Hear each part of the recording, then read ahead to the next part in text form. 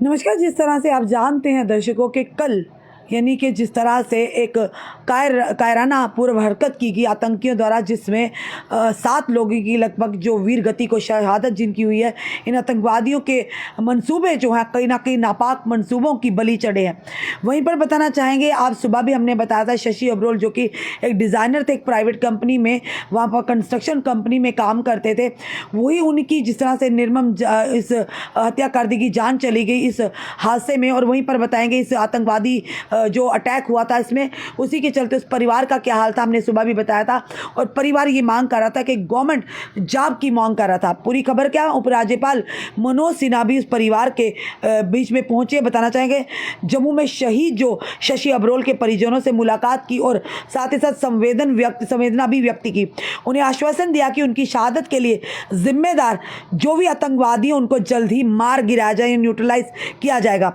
सरकार परिजनों के कल्याण, नौकरी और शिक्षा का ख्याल रखेगी, लेफ्टिनेंट गवर्नर का साफ तौर पर यह बयान आया। वहीं पर अगर साथ ही साथ बताना चाहेंगे आपको, उपराज्यपाल ने यानी गगनगीर आतंकवादी हमले के पीड़ितों के लिए तत्कालीन वित्तीय सहायता का निर्देश भी दिया है।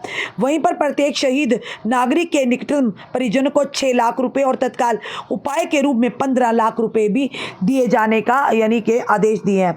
और वहीं पर बताना चाहेंगे उपराज्यपाल मनोज सिन्हा ने आज श्री चंद्राकर भारती, प्रधान सचिव गृह विभाग जम्मू कश्मीर को गगनगीर आतंकवादी हमले के पीड़ित नागरिक के परिवारों को तुरंत वित्तीय सहायता प्रदान करने के निर्देश दिए हैं। उन्होंने यानी कि एपीसीओ इंफ्राटेक कंपनी के बिना किसी देरी के मुआवजा जारी करने को भी कहा है। एपीसीओ इंफ्राटेक के अधिकारियों ने उपराज्यपाल को परिजनों, परिवारों के सदस्यों को प्रदान की जा रही सहायता के बारे में भी जानकारी दी।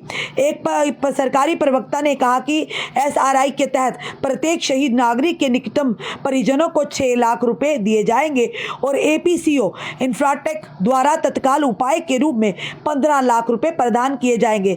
सभी घायलों को 2 लाख रुपए की अनुग्रह राशि प्रदान की जाएगी।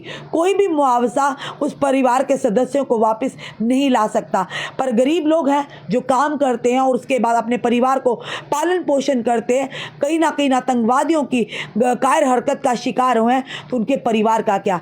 इस तरह की राशि कहीं ना कहीं उनके परिवार की रोजी रोटी के लिए काफ़ी सहायक होती, जबकि उनका परिवार का कमाने वाला ही इस दुनिया से चला गया। इसके अतिरिक्त एसीपीओ इंफ्राटेक कॉर्पोरेटिव व्यक्तिगत दुर्घटना पॉलिसी के तहत नागरिकों के परिवार को वित्तीय सहायता और बीमा से मुआवजा के रूप में उनके सकल सीटीसी का 5 साल भी प्रदान करेगी। सभी पीआरडब्ल्यू श्रमिक और तीसरे पक्ष के कर्मचारी कर्माकर मुआवजा नीति के अंतर्गत आते हैं और तदनुसार वित्तीय सहायता प्रदान की जाएगी। उपराज्यपाल ने कहा कि सरकार और एपीसीओ इंफ्राटेक कंपनी परिजनों को हर संभव वित्तीय सहायता और आवश्यकता अनुसार अन्य आवश्यक सहायता सुनिश्चित करेगी। वहीं पर उपराज्यपाल ने कहा कि हालांकि ये एक अपूरणीय क्षति है और इसकी भरपाई आर्थिक रूप से नहीं की जा सकती, हम शहीद नागरिकों के परिवार के लिए ठोस कदम उठा रहे हैं ताकि वह सम्मान का जीवन जी सके। हमने पहले ही कहा कि उपराज्यपाल मनोज सिन्हा उन शहीदों के परिवार से मिले हैं जो इस यानी कि इस आतंकी हमले में जिनकी जानें चली गई है, जो जिन्होंने शहीद हुए हैं, उन्होंने उन परिवारों से मिले हैं और साफ तौर पर जिस कंस्ट्रक्शन कंपनी में काम करते हैं उन्हें भी हिदायतें दी कि जितनी जल्दी हो सके उनके लिए जो कंपनसेशन है या पॉलिसी के तहत जो मुआवजा तुरंत उन परिवारों को, पीड़ित परिवारों को दिया जाए।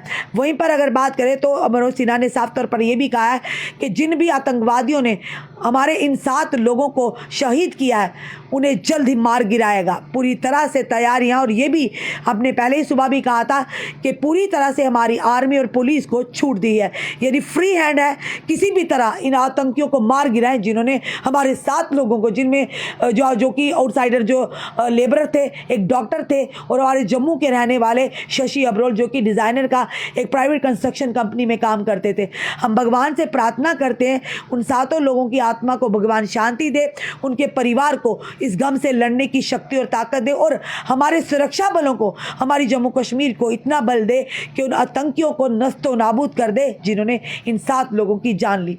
फिलहाल उन परिवारों को मुआवजा तो दिया जा रहा है, पर वहीं पर शशि अबरोल की बात करें तो उनके परिवार ये डिमांड कर रहे थे, उनके बुजुर्ग पिता और उनके घर वाले, कि उनकी धर्मपत्नी को नौकरी मिलनी चाहिए ताकि वो अपने बच्चों के भविष्य को सुनिश्चित कर सके। क्योंकि आज के दौर में अगर बात करें कमाने वाला ही इस दुनिया से चला जाए तो खुद आप समझ सकते हैं कितना दुखों का पहाड़, जिम्मेदारियों का पहाड़ उन घर के सदस्यों पर आ जाते हैं।